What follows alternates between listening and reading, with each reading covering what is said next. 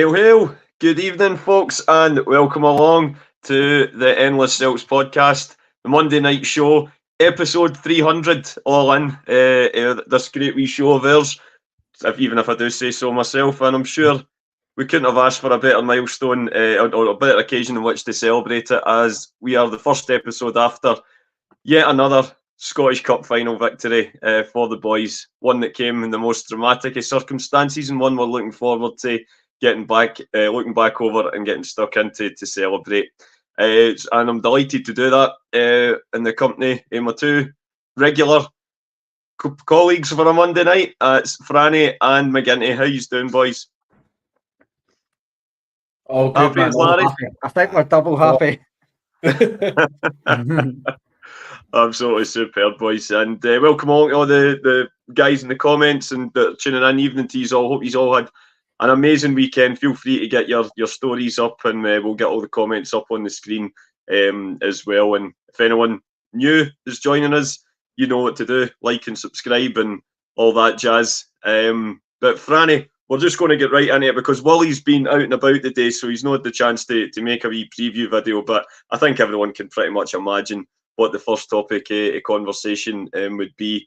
As I say, Celtic Rangers Scottish Cup final on Saturday there, the 25th of May, a date that's synonymous in Celtic's history with success, and this year was no different. It was not by any stretch a classic, but it was still another day when, yet again, Celtic came out on top. Aye, Anthony, like all of us were supremely confident in the group chat and things. You were reading it on social media, just what you're hearing on if you were listening to the phone-ins and stuff. I mean, we're all looking good for it and stuff. So much so that Willie, the glass half full guy, nearly turned into the glass half empty. He started being a wee bit negative with all our confidence, and I think it was. I'd say a lot of us were thinking we've got to blow Rangers away. Myself included, I thought if we got an early goal, I think we maybe could have really put them to the sword. But as it would have, I also kind of said cup ties as well. Generally that doesn't really happen in cup finals where they're usually tight, cagey affairs. I mean, you just look at the Cali Thistle game last year to secure the treble. Was that 2-0 or something? We won that, or 3-1. It wasn't a great game. Yeah. Sometimes you tend to find that with cup finals. They're not great. It's all about getting the result at the end of the day, which thankfully we did. It was a different experience for myself watching it. I was actually in the house with my 2-year-old watching it stone cold sober. It was the weirdest thing ever. I was actually in the kitchen making her dinner or serving up her dinner when I heard a cheer, and by God did I shit the bed until when I came through, because I did not hear. I just heard. And it's a goal, and you heard everybody cheering, and I ran through and see when I seen it was Idah wheeling away all that way and just ran about that living room daft. That's all I can say. I remember those kind of days. Well, mate, I remember when Ronnie Dyler's first season, when we played them at Hampden, Griffiths and Commons scored the 2 goals in the semi-final. It was the first time we played them in 4 or 5 years at that point, and I ended up, just because of I had the wee boy that day, and I remember it being a very tame affair, but thankfully it seemed it was not the case for myself on Saturday. I think you were probably the soberest Celtic fan in the land at the minute, or perhaps the joint most sober, because McGinty, I believe you were working as well, so you weren't able to toast the celebrations either. Unfortunately working, definitely driving a van, so definitely was not drinking. However, I'll make up for it. Good man, the Monday Club. That is I've watched the highlights back, as always happens, unfortunately, on Saturday games. Watch the highlights back, watch all the kind of post-match stuff as you do. It seemed like a game, I mean, of course, listened on the radio, of course, naturally, but it seemed like a game that, I dare say, a game of 2 halves for Celtic. That's kind of been the thing all season with us, but I don't mean that in a negative, because there's no really many negatives to take for the last few weeks. But it was a game where we totally dominated in the first half. We could have probably been 2 or 3 up at one point.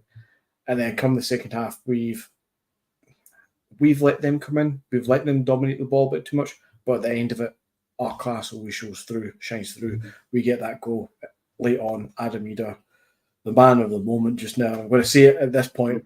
Before we go any further, I've gone for months now saying, don't sign him. He's no worth 5 million. I won't buy him. Right now, I'll tell you this: the guy deserves a contract for Celtic. He has done everything asked of him from the moment he came in. He's answered all his critics. He's scored 10 goals over all competitions for us so far. He's won us the Scottish Cup quite literally with that last-minute goal. He's played a massive part in helping us get over the line in the league. He deserves all the credit he gets, and he deserves a contract at Celtic if that's what he wants and that's what Rodgers wants. I still have doubts about the value, but I'm not going to judge that. If he signs for £5 million and he's in the summer, I'll trust him and I'll trust Rodgers for next season because he's done everything asked of him and he's been a great loan signing. Yeah, I totally agree, mate. And obviously, he's going to be a main topic. But for anyone as well, just getting stuck into the question that McGinty raises there, it's no secret I've been a big fan of his since he came in. He arrived to very little fanfare. It has to be said. Perhaps the signing of Norwich's third choice striker did not exactly whet the appetite of fans when we were going through a period of the summer recruitment window. I think in hindsight wasn't great. I think we were hoping for, shall we say, a bit more to come in January, and for one reason or another that didn't materialise. However, I think we were all on the podcast prepared to give him a chance, and from when he came in, you could see straight away he had that sort of the kind of Giakoumakis-like presence. He's a big guy, he's physical, different type of player, obviously. But I think as McGinty says, if you're looking for somebody to come in, to give a bit of competition to Kyogo, who around that time in the season had went off the boil a little bit, to come in to score late winners at Easter Road and Fir Park, two places where we did struggle earlier in the season. It was another late winner from O'Reilly in the league, the first league game at Fir Park. But to do it under that pressure, where Rangers were playing a lot of their games on the Saturday, where we were having to play catch up, or certainly the first game on a Sunday, to do that, to then score what we thought was perhaps going to be the winning goal at Ibrox. It ended up, of course, just being a draw that day. But to then score the winning goal in a Scottish Cup final in the 90th minute against your biggest rivals, when you are the Republic of Ireland striker who's by his own admission is Celtic daft. I think, as McGinty says, he's done all we could have ever asked of him and more. And if it is the case, which we're led to believe that both Brendan and Adam Idah want the deal to be done, then Celtic, the powers that be, have got to do everything in their power to make that possible. I totally like McGinty said, whether you're sold on Idah or not, if the manager wants him, we've got to trust Brendan in this. If it's Brendan wants a guy, then give Brendan. That's all we've said is we can't, on one hand, sit and criticise the summer window, saying it's not Brendan's players, but then it brings in, say, an Idah, for example, then go, we didn't want Idah, and it's like, well, it can't be both. You either didn't want Brendan players or you want Brendan players. Last week, if you asked me before the cup final, I think neither here nor there is where I was, but I think that's a bit of a poor way to put it, Anthony, in the sense that I would be happy if we signed him before the cup final. I would have been happy if we signed him, but equally I would have been like, well, maybe we see if we didn't sign him, it would not be one that I would necessarily, in the nicest possible way, lose sleep over. I share a similar view with Bernardo. But I think, maybe I'm just still on the high for the cup final. I'm definitely more leaning towards signing the guy. Like say, the fact, and more so now that Brendan Rodgers has came out and said that he's made his feelings clear to the board, or of similar words. He said a very similar thing, which don't think you need to read between the lines. That sounds like Brendan Rodgers wants this guy over the line, wants to get it done. So if that's what Brendan Rodgers wants, do what we can to try and get them. Yes, you might get priced out, as we're led to believe there was not an option to buy there or a fee agreed, I feel like. So Norwich, considering how good a long period he's had, Norwich might go, well, he's in the Champions League. We know the money you have already in the bank's very public knowledge. Mm-hmm. the potential sale of Matt O'Reilly, that's even more money. So they're well within their right to ask for whatever they want. It's similar way how we'll be asking for 25, 30 million, maybe more if we're lucky for Matt O'Reilly. But then we can't just sit and moan. We can't then moan for Norwich, maybe asking for a bit of cash for. I appreciate at the time their third choice striker, but he's came up here and he scored 9-10 goals. I had a wee look at his stats, obviously, because we were going to talk about him, Anthony. You've got the obvious goal in the cup final there. Massive goal, like you touched on, the 2 penalties against Hibs, obviously one of them very late on. That Motherwell game where he did score 2, and again, one of them very late on. And we obviously scored the third goal at Ibrox. So that's 2 goals against your rivals. Whether we like it or not, that's you kind of get judged on that a bit. And that's 2 big goals he scored in the games. He's actually, from the correct me, but I'm sure looking at his stats out, I think it's 9 goals he's got and 2 assists in 15 games. That's pretty damn good, I think, for a guy that generally didn't start every game. He probably had more substitute appearances and starts out of the 15. And I think 7 of the goals were away from home, which again shows that he can do it when it matters away from home. He's not just scoring at home. So I just go back to, like, if Brendan Rodgers wants him, sign him. I'm not to get caught on the feet. Yes, you can't be going spending 10, 11, 12 million on a guy if you didn't think it's worth it. But I don't think Norwich are going to be that silly and ask. I don't think they'll ask for that kind of money. I think we'll be talking 5 to 7 million for the guy. If that's what it is, that's what it needs to be. Yes, he might not be the number 1 striker, because I think we'll all concede that Kyle was probably still that guy. But if we've got the Champions League next season, which has now got more games, he's going to need to rotate that squad a wee bit more, so he might get more games. We know he can score goals domestically. Can he do it in Europe? We don't know, but that's not a criticism of the guy. We've not seen him. He's not had the opportunity to try and prove us at that level. But he's certainly got attributes for it. I'm certainly more in the camp of saying the guy, like you touched on, he can't sit here and pick flaws in his long period. There's just, yes, he has some performances where you're like, he doesn't really do enough when he's in the game. But you look at that Kilmarnock game, I know you can't judge it on one, but he was absolutely dynamite that night. He's then carried that on into the cup final, came on, was alert and just chased that, just was alert for the rebounds. Yeah, Kyogo would have probably been very similar, but it was there. He finished it very comfortably. He's totally different to what Kyle gives us, which we want. There's no point having a like for like striker. So I am.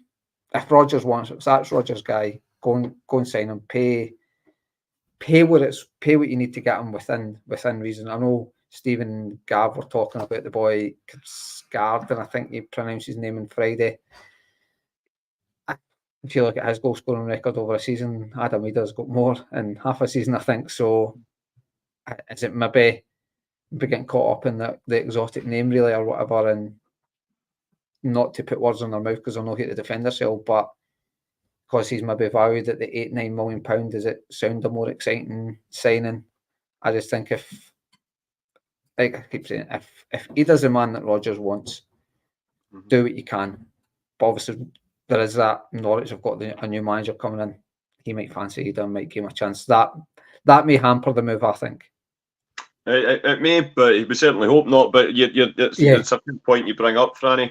McGinty, for me, and I think Franny touched on a lot of good points. For me, what I like about him is the fact that, yes, he's by far and away not the finished article, but he does have a lot of what I would say potential, and definitely that point as well about can he do it in Europe. That's obviously where he would need to test himself. Although, as Franny says, the away goals that he scored is definitely a good factor as well. It shows that he's potentially going to be, it could be a good option if we are, depending on what type of team we're playing away from home. But for me, as I say, I think sometimes, and it's almost went against O, for example. I think O is a huffer and a puffer, and he's an honest player.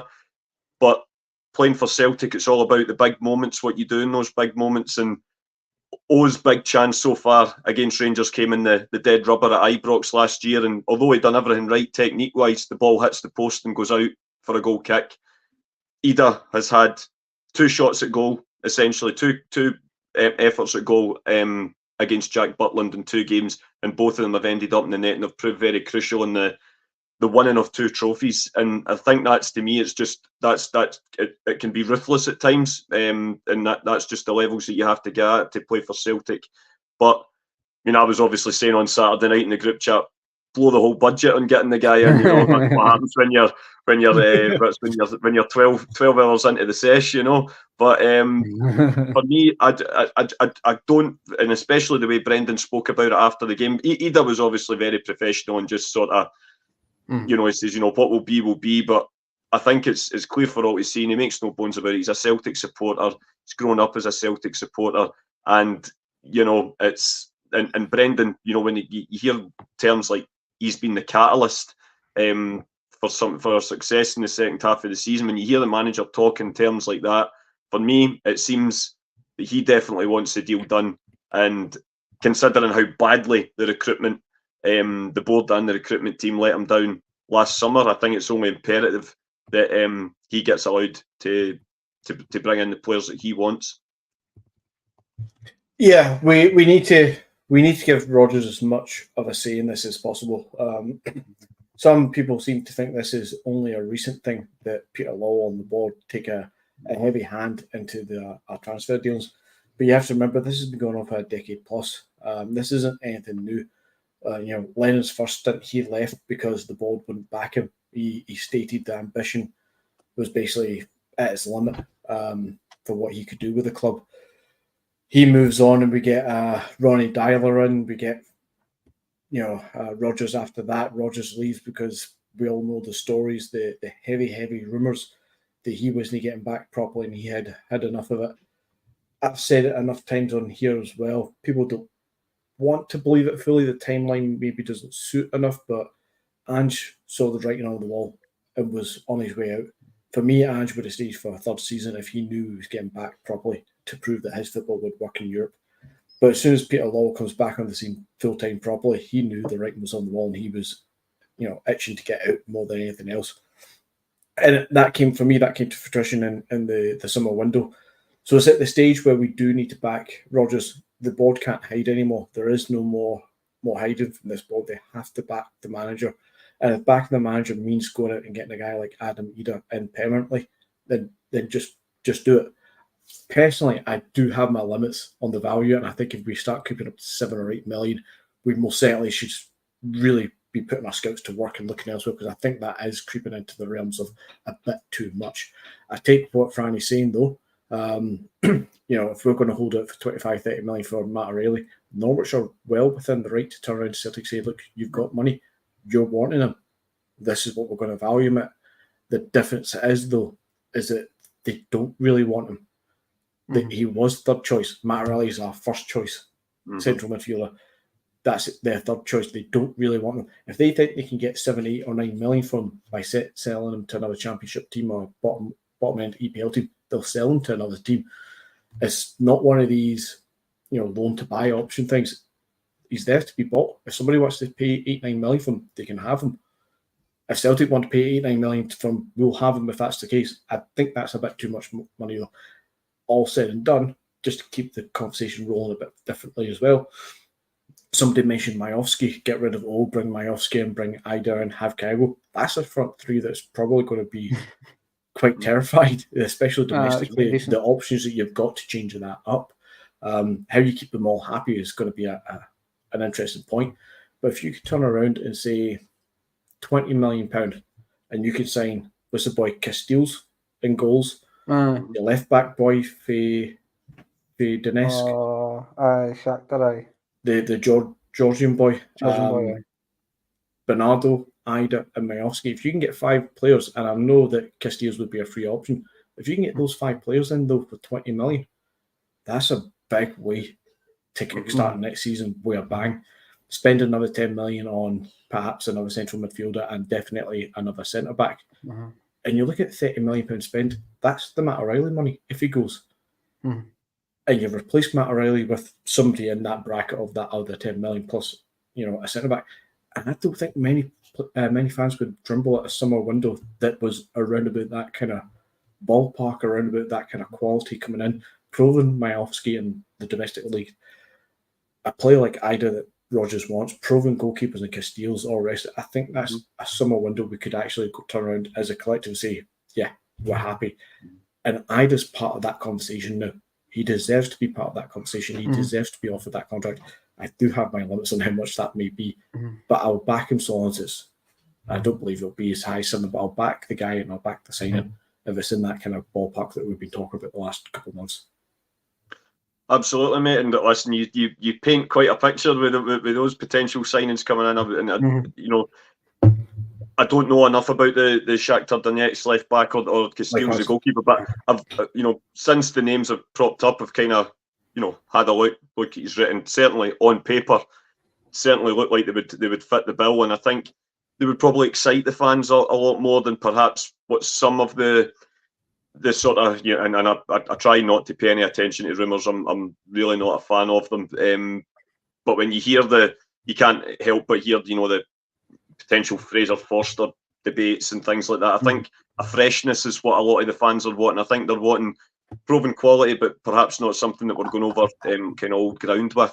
But Monty and Patrick and a couple of the other boys here are having big debates, but really interesting things about potentially Kyogo, or if he were to go, he's obviously not. He wasn't bought by Brendan. Brendan certainly got a hell of a lot out of him, even though he's been off the boil a little bit on in parts in the season, but he still came up trumps in a lot of games. But saying potentially would there potentially be a move for him to go? That's certainly something that to consider.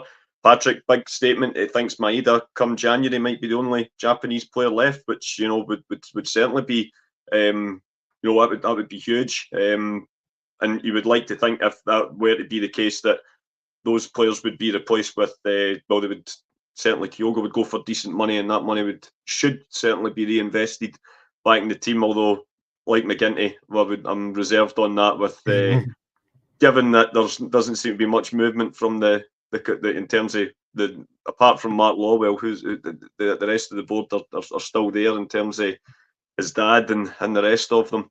But that certainly, no doubt, will be part of the debate as the summer goes on. And we are planning to basically remain with the status quo throughout the summer, folks. We've obviously got the Euros coming up, but we're obviously expecting a lot of comings and goings at Celtic as well. So I would imagine, I don't think will be too much of a break over the summer period for us on the podcast. So that's hopefully good news for you guys. But yeah, and I know we didn't necessarily put it on the topics list originally, Franny, but McGinty brings the point up. Obviously, Adam Idah's rightfully getting all the accolade, and we get this deal over the line, etc. That's, I suppose, the right that you get when you score the winning goal against Rangers in the 90th minute in a Scottish Cup final. But one of the other catalysts of that goal came from another loan signing, one that we do have an option to buy on. He's been in and out the team, obviously was featured a lot over the Christmas period, scored a wonderful goal against Rangers in the New Year game. But Paulo Bernardo came off the bench. Whilst I would say, I think some of the way that it's been portrayed in the media, you would think our midfield three literally didn't turn up. I just think they maybe weren't quite as effective as what we know they can be. But some of the over-egging of that particular pudding by the media has been ridiculous. But there's no doubt Bernardo did have more of a positive impact when he came on. Great little turn just to get away from Raskan. He drives it forward, takes the shot. I'm perhaps going to... I think there's a lot of people saying that it's an absolute howler for Butland. I will argue, yes, he perhaps could have done better, but by the same point, I think there's so much swerve on the ball that it's maybe not quite the howler that it's getting made out to be. That's maybe just my opinion. Or maybe I'm just looking at it through green-tinted spectacles. But he's a player that, again, whilst I can see that he's by no way the finished article, if the option's there to sign him, I would definitely have him on a permanent basis, because I've seen enough to think he could really hit different heights under Brendan if he was here on a permanent basis. And what's your own thoughts on that? Is he someone you would like to see signed permanently, or would you want to look elsewhere? I'm similar. Well, I'm probably more in the camp of signing Idah. I'm maybe 50-50 with Bernardo. There's definitely something there. It's what is that something? I'm still trying to a season in. I just don't know what type of midfielder is, but maybe that's just a wee bit conditioned. The fact that it's cool now. It's the trendy way. You're a 6 or an 8 or a 10, but nobody's just a midfielder anymore. Nobody's a centre midfielder, or you're a CDM or an attacking midfielder. Where I think he's a wee bit. He maybe just does a wee bit of fullback where he's a box to box, just an all round midfielder. I feel like that'll just plays in the middle of the park and keeps it simple. Has got the energy to get about. Has got the energy to break it up. Has got a good pass on him. Sometimes tends to keep it safe all the time, but maybe that's just, as I say, he's not necessarily a specialist midfielder. I feel like he's just somebody that is good in midfield. And again, it's one that I would not be disappointed if we sign, but equally, I'll be okay if we don't go for that one. But the only thing, like, if the Celtic board are wondering about making money back, which obviously they do look at, well, it's the model we go to.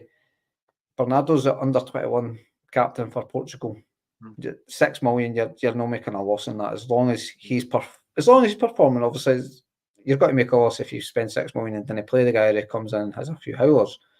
But if he keeps to the standards he has shown, you're not losing money on the guy. So, and he is still 21, 22. He seems to score a lot of goals for the Portuguese team. I do think he is the type of player that you get the best out of him when you get a run of games. You've seen that round about the sort of December, sort of January time where he had that good wee run.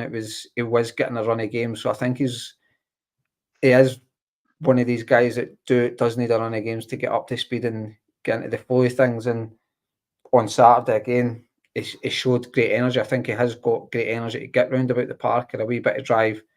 It'd been easy for him to fall down when Raska and tried to take him out, but he stayed on his feet. Obviously, if he got by him, he seen there was a massive gap. He was, I think, for the midfield, Raskin was the last guy there, and he obviously was. Bernardo knew if he got by him, he was running at their back four, if you like, and it did. When you do see the shot, Anthony, it does take a bit of. There is a wee bit of swerving. I still think if that was Joe Hart, we'd be saying you've got to push that wide. I think Jack Bilton will be really, really disappointed. I suppose there is a wee bit of swerve. I'm not saying he should catch it, but he should be pushing that wide. But thankfully for us, he didn't. And I suppose from Bernardo's point of view, when he's running through like that and he is taking a shot, in an ideal world, he puts it in. But I think what you are really asking from him there is to do what he done, make the keeper work. It did make the keeper work, and thankfully for us, he couldn't cope with it essentially. But Bernardo, I think it's again, if Brendan Rodgers wants him, I know it's a bit lazy and a bit of a shy argument, but if Brendan Rodgers wants him, got to give him. I do think he betters the quality of options there, and it's just, I think we can't get caught up in the prices. We can't say we want better quality, we want the board to push out, but then sit and go, well, we've got to pay 6 million for a guy to sit on the bench. Well, aye, if that's the better quality and that's what it costs to get it, it's kind of what we're going to do. I mean, I'm kind of similar to what McGinty was saying with the values. I think if you're realistic, that's spending 30 to 40 million. Doesn't need to be every season, but every other season maybe spend 30 or 40 million on 4 or 5 players. I say 4 because that's obviously 10 million, but maybe 5-6 players, sorry, like sort of for your 30 40 million pound. I think that's how we progressively get better.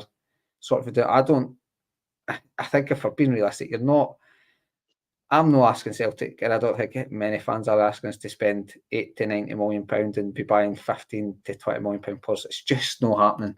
But if we can buy more of within the range of your 7, 8, 9, maybe 10, if we're pushing out that kind of margin, and yeah, you'll need to buy your homes, your guys like that, your projects, and you might get your wee diamonds like my Idahs, your Hatatis, your Matt O'Reillys that I think 3 of them combined cost about 5 million, and if we had to sell them tomorrow, we're getting annoyingly, you probably wouldn't get what you should get for Idah. I don't think you would get 10 million for him. That's an absolute sin if you didn't, but I think you would still get 5 to sort of 7 million for Idah. We're talking around about the 30 million. So you get the best part of 50 million for the guys, what you bought for about 5 million. So I still need to look at that kind of market, but I think if we're all realistic and just trying every season on season, maybe 4 or 5 guys, maybe between the £6 to £8 million, and I think that's realistic what we can ask for Celtic. So if Bernardo's one of them, then it has to be that. Certainly with the Champions League fortunes that we're getting this year, there has to be a real statement of intent for me this summer. I do agree, Franny. And again, I'm going to just kind of take off track a little bit with in terms of the future. I'm just want to kind of keep it from Saturday and then sort of almost back the way. The fact that it was the 25th of May, it's a date sort of synonymous in Celtic's history, and I just think some of the guys touched on it in the comments earlier about some of the scenes at Hampden on Saturday. I mean, we're no strangers to Celtic winning the Scottish Cup. Obviously, it was the 42nd time they did so on Saturday. We're not any strangers to a lovely rendition of "You'll Never Walk Alone" in the Hampden sunshine. But I like what some of the guys are saying earlier. I just think there was something pretty special about Saturday's one. There looked to be that real connection between the players and the fans at the end, like what Brendan often talks about, that being part of the sort of trinity, as he mentions it. It was Bill McNeill that once famously said there's a fairy tale about this club, and it comes true more often than not. And I think again, and obviously Tommy came away with a great phrase about the Celtic fans at Hampden about they're there and they're always there, and it's just these sort of things that kind of bring back the great memories whenever they happen. But in terms of fairy tales, there was it came true again on Saturday, whether it be a last minute winner for an Irish striker that's grew up supporting Celtic, or the closing of another man's career in Joe Hart. He announced that he was retiring at a point in the season where things were looking a bit dicey, to say the least, and we thought could a guy who's achieved so much in his career perhaps go out on a bit of a whimper. And yet from there he's been an absolute stalwart at the back and retires not only a league champion but a double winner at Celtic as well. I think he's picked up 7 of the 9 available trophies to him. I just thought it was absolute class, and it just shows you that Brendan's right. When the bond's there between the manager, the players and the supporters, we really are a really powerful force. We certainly are. You've seen that in the last few weeks. Obviously, as the league was getting more and more closer to being wrapped up, the bond and everything started. We talked about this last week as well, mind, when we were talking about reading the room with the whole Santa coming out with the trophy. You don't do that unless the feeling and the mood with everybody connected to the club, those 3, the manager, the players, and the support, are all on the same page. I think you've seen that come Saturday, last week as well, at the end of the league campaign as well. But there's a lot of emotion in it just now. As you said there, especially guys like Joe Hart, who's announced his retirement. He's only got better as a goalkeeper since that day. The fact that Rodgers has went on this almost, I was going to say fairy tale. It's not a fairy tale thing for Rodgers, and he wouldn't even use that word. But he said this word, narrative. There's been a story that he's had to write himself and try to point out to the media that this season is not went as the media have wanted it to be portrayed.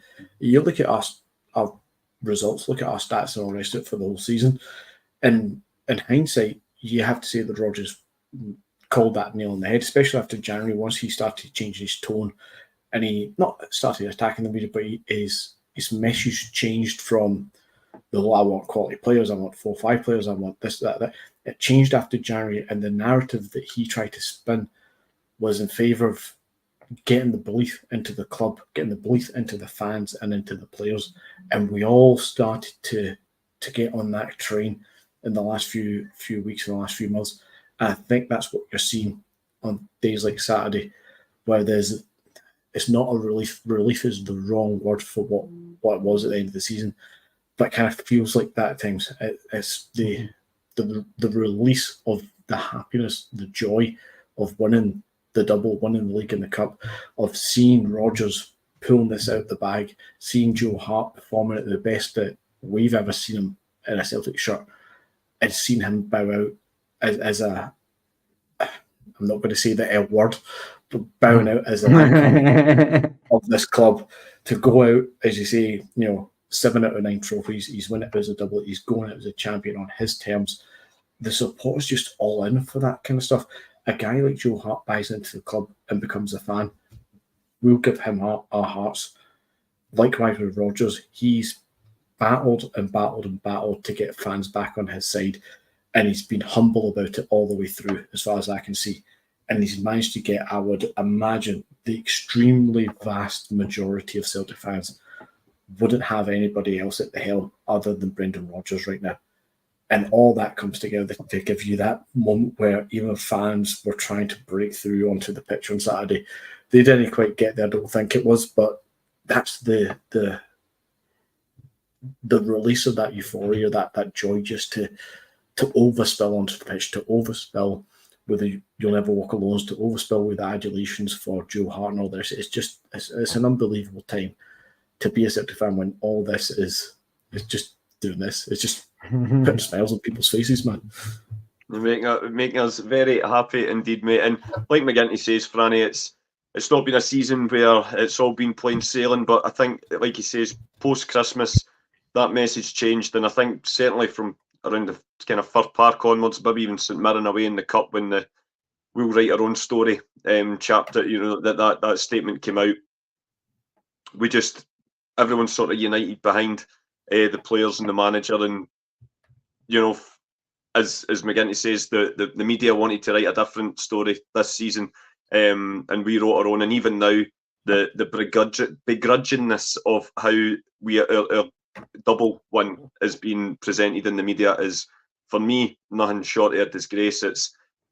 They are trying to make it in any way that, or to try and downplay it as if it's not a big thing. Winning a league and a cup double in your domestic front is actually quite a difficult thing to do, and we've done it again.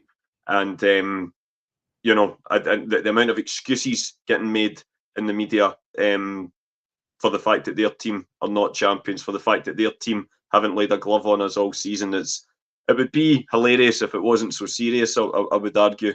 But as what we always do, we don't carry on like plonkers ordering shush burgers online. We don't say we're going to do it next time. We don't, make big plays about this, that, and the other. What this Celtic team has done has been in an incredible and consistent way, is block out the nonsense, focus on the task at hand, and yet again, they got the job done. Yet again, they did answer. We got the job done, but we touched on it wasn't a vintage performance. There was good moments in it. I think, in one hand, you've got to credit Rangers in a sense that they defended as a back four. They played a low block, which for a big team, they played like a wee team at the end of the day. They sat in. They knew if they came at us, we would have probably told them apart. I think the first shot was for 20 minutes. Even the first chance Idah had, you just seen him. He ran straight at Tavernier and he beat him first. He had first goal, went by him, and absolutely skint Tavernier. And even when Tavernier was sitting deep, he absolutely skint him. So you knew even then Tavernier was shitting himself. And that's your captain of your team, shitting yourself. So that'll resonate through the team. And they say Rangers sat very deep, and I think that's how Kyle didn't get as much joy. Maid and Forrest maybe not necessarily got as much joy as what they have been of late. Rangers also played, I'm sure they played 3 defensive midfielders, Raskin, Diamande, and I'm trying who else played in there. Totally had a mind blank. Who was the other midfielder? Can you remember? No, I can't remember. Was it Sterling? Maybe. It was Sterling. I saw essentially a right back they played in there. So they played 3 defensive. So I know folk were saying, like, myself and Claire, I don't think Hatate had a very good game.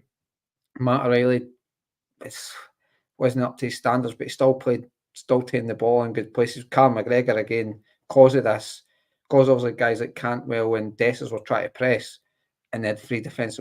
McGregor, again, just pretty much had the freedom of hand in a lot of the time. So, on one hand, Rangers' defensive from sort of in midfield backwards played good, but for the press, you just look at Rangers recently, I don't know what their style is. And like I say, we maybe looked a wee bit leggy at times, huffed and puffed our way through the game, but they then brought in pace and the guys like Sima, Matondo, Scott Wright, but we got the job done at the end of the day.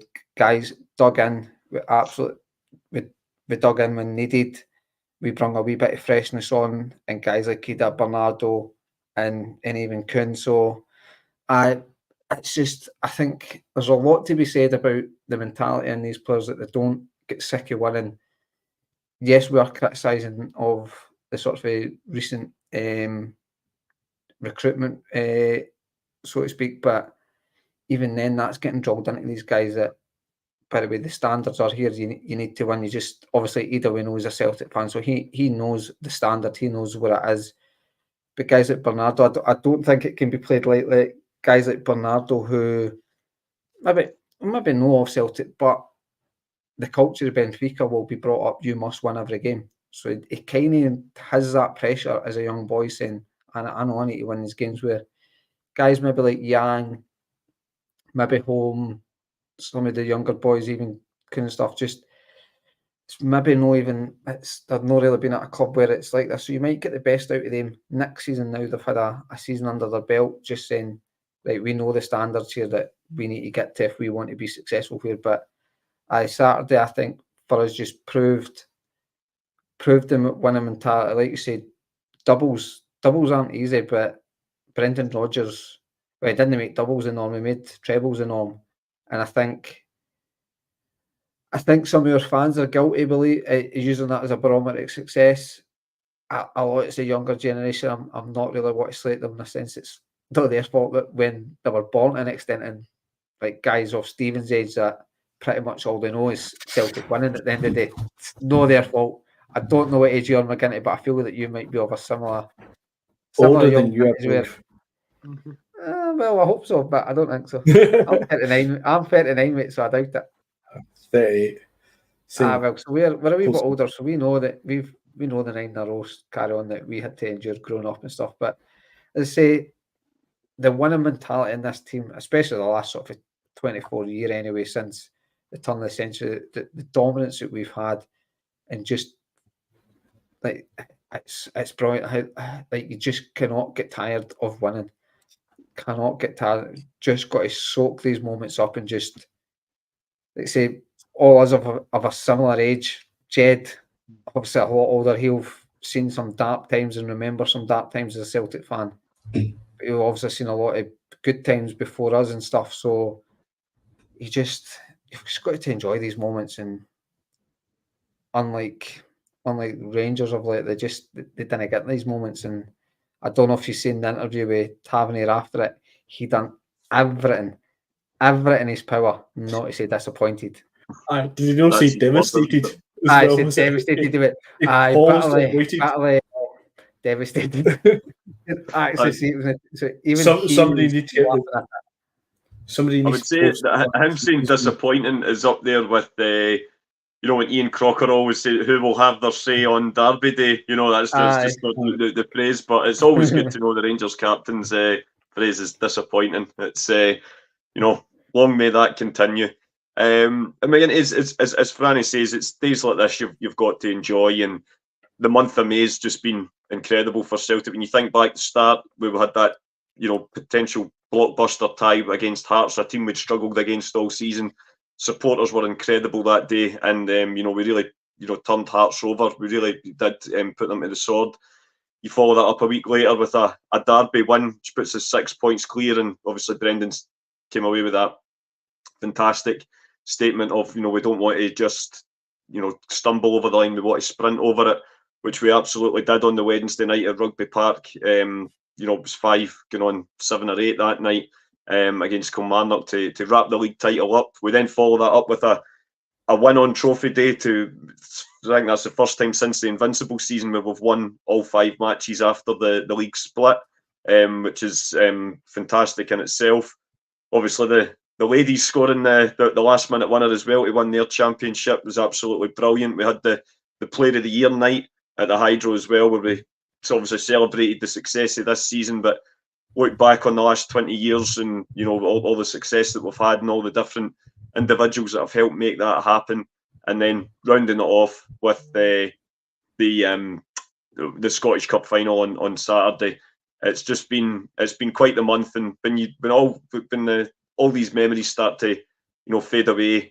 So how do you think eventually this season will be remembered by Celtic fans in the years to come?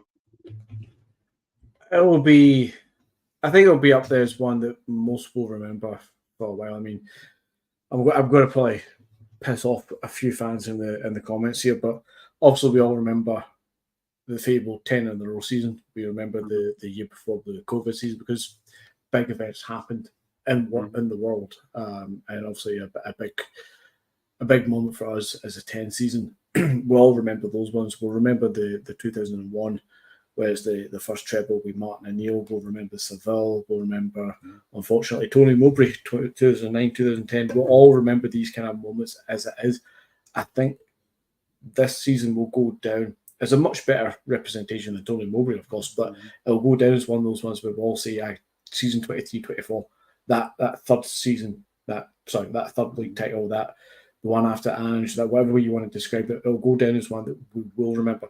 Whereas, see if you asked me to remember the Ronnie Dyer years, and I mean no disrespect to Ron Dyer because I think he was shortchanged, and I think he's a great guy, and I think he's a great coach as well. However, if it wasn't for the fact that we signed Brendan Rodgers in 2016, I wouldn't be able to tell you what year Ronnie Dyer was our manager because it kind of just fades into that kind of memory, that history. You're like, oh, was that this year and that year? Similar to me. Maybe a little bit with Gordon Strachan. Obviously, he's bookmarked by O'Neill and Tony Mowbray, so it's a bit easy to pick. But there's a few things in Gordon Strachan's era that you kind of forget. Oh, was that season or was that the season before? And you'll get there, but you'll think about. But I think this one with Rodgers, this will go down as one that we'll all remember for quite a while. Not for any specific moment or big blockbuster game because there wasn't really much of that, but just because of, as I said earlier on, this feeling, this euphoria that's going through, I think we'll remember a lot for what this feeling is now in May. And the man said it himself last year, didn't he? Come back to me in May, we'll see in May. And he's stood up to his word in May, as you described it there, Anthony, has been a fantastic month for Celtic fans of all calls and creeds and all the rest of it, with the women's game and all that as well. It's been an absolute fantastic season. The only thing I'll say to Brendan Rodgers in turn, if you ever do watch this kind of stuff, Brendan, is let's see you in August and let's see what we do at the start of next season. And that's not a threat or a challenge. That's just let's see next season. Let's keep this going. Let's push forward. Yeah, and for what it's worth, I'm sure he would actually agree with that because we have to. He'll be looking for a lot of big support from those above him in the boardroom, and I think he's more than earned it considering what he's managed to achieve this season with one I've always said it's essentially one hand tied behind his back and non-football people trying to make decisions on player recruitment above him just isn't on, and he's probably came back in and tried and not rocked the boat on that too much because of course of the circumstances and how he left the first time. But he's definitely earned the right to put his foot down a lot more where that's concerned this summer. But Franny, we'll probably just to kind of wrap things up. As I say, May, it's been an incredible month, and yesterday was the last sort of bit of action that we'll see at Celtic Park until the summer. But it was some of the heroes of yesteryear. Organised, I think, by Paul Lambert for the Celtic Foundation. I was there myself. It was a bit of a drizzly day, but it was dry in the sports bar afterwards, so can't complain there. The Celtic legends and the Dortmund legends put on, well, I would say it's a show, but I think that they all came across better in during their playing days. But still, these events are always great for charity. And it was great to see Murdo MacLeod as well, starting the match off. An absolute legend at both clubs, and obviously Paul Lambert, European Cup winner at Borussia Dortmund as well. I think these events are what they are, but suppose charity was the big winner in the end. Yeah, they are. As long as the charity makes the money, that the games are what they are, like you say, Anthony. And you sometimes feel sorry for these type of fixtures when they generally are round about the end of the season, just simply due to the fact that the pitch being available, that you maybe have one or two at a push, sort of during the campaign, maybe during the international breaks, if you like, but they generally happen to be at the end of the season. And if you've not had a great season, they're probably, even the players performing in it are probably thinking, God, I could be doing without this today, because it's not going to be what it is. But thankfully, we've had a very, very successful season, especially a great run in May, obviously, which then finished with winning the league and cup double. And it probably made the occasion a lot better yesterday, because everybody a lot happier. Yeah, they're more a family type affair and things like that. Young kids with maybe can't get there, and families that can't maybe normally maybe afford to go to football every other week, because it's not a cheap day out, if you like. So it's good for them to get out, and like I say, when you've came off such a good season, the day after such a great result against your nearest rivals in a cup, to then equal their record as the most successful team in world football. But I think if we're competing, if we want to go to that sort of level, I think surely the European Cup tops a tournament that no longer is in existence. I mean, I don't know. I'm not wanting to bring logic to this or anything, but I would maybe folk would call me biased if I said that the European Cup's better than the Cup Winners' Cup, but I just don't know, Anthony. I don't know on that one. Aye, there's there's levels to this game, isn't there? And yes, and I'll maybe refrain from saying the most successful when Real Madrid are on the cusp of winning 15 things, man. See, that's the thing, Brandon. That's the thing, right? You take decorated, maybe you could argue decorated. Decorated. You take teams like that Egyptian team was at Al Ahly, and they've got 120 odd, 130 odd trophies, but they're taking in glorified friendlies against other African teams or whatnot. I've seen people on Twitter or X whittle it down that they're actually, if you break it down to what we are using for domestic success comparatively to them, they're probably more on about 107 or something like that. So let's just park them to a side just for a moment, and let's park Real Madrid, who have 14 UEFA Champions Leagues, which I'm sure they wouldn't trade a single one of them for 50 Scottish League titles. I'm sure they'd rather have one UEFA Champions League. So let's just park them over that side as well. If we take the logic of your average Sheffield, and we allow them the Dumbarton tie trophy, we allow them the trophy we have, and we allow them to combine two clubs together, right? We'll allow it all. We're equal at 118, as you said, and then we're going to weigh up the European trophies. Then, the European Cup takes a little bit of an edge up. So as we sit here, and we know fine well that we're not endowed and blessed with too many followers of that mob. They don't seem to filtrate into our chat too often, but there'll be one or two, I'm sure. As it stands today, they have to start squirming, because they cannot claim the world's most successful club. They can't claim Scotland's most successful club. They can't claim any sort of superiority over us or anybody else. They can't do it. See, come this time next year, they will be doing gymnastics in their heads to try and get out of actually calling us the most successful club. But I'll start it just now. I hate the term. I don't want the club to ever officially announce this in any way. I don't want the club to acknowledge it. This is a fan thing. But I'll start it now. Calls it. We're the most successful club. If they've been saying it for the last 10 years, I'll probably hear that way, but say we win the League Cup next season, I will probably milk it. As soon as that final whistle goes in the League Cup, that is it. That is it. I want to hear them say it, and then I never want to hear it again. Aye. Yeah. Most decorated club I'll accept, but I mean, even your AC Milans are probably more successful. They got 9 Champions Leagues. Come on. 9 Champions Leagues, 5 Champions Leagues for Liverpool and Barca and stuff. I'm sure none of them would exchange any of those for no matter how many Scottish League titles. It's a moot point. They are more successful, more famous, and all the rest. Whatever you want to see it, we're small feeder to that kind of thing. But then again, where has logic and sense ever really found much company down Edmonstone Drive? But listen, long may their suffering continue, boys. But I'm anxious. I don't want to do like the big season, like look back over the season or that, because I know that they're going to be separate shows, hopefully with more of us involved on it. So we'll keep the end of season review and maybe the awards, etc. For another night, guys.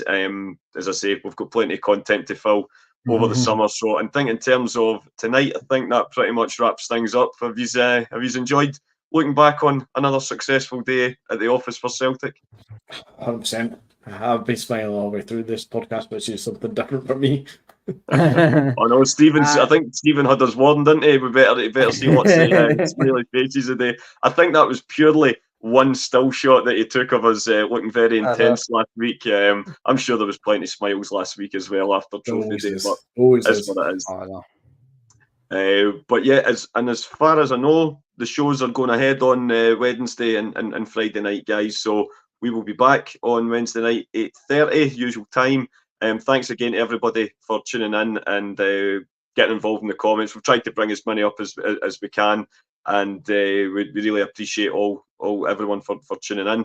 As I say, anyone that's new, feel free to hit that like and subscribe button if you've enjoyed the chat. As I say, there's plenty more where we have it's a 3 times a week show, so plenty of Celtic content for you all.